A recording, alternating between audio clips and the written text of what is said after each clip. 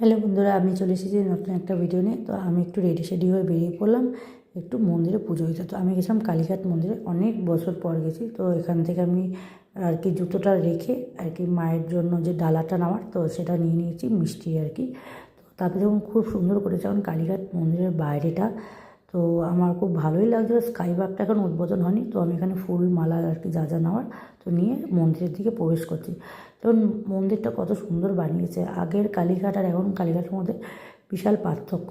তো যারা গেছেন তো তারা জানবেনই, আর যারা যাননি যখন যাবেন দেখতেই পাবেন। তো খুব ভালো লাগছিলো এখানে আমার। তো যেহেতু অনেক বছর পরে এসেছি, আরও বিশেষ করে বেশি ভালো লাগছিলো।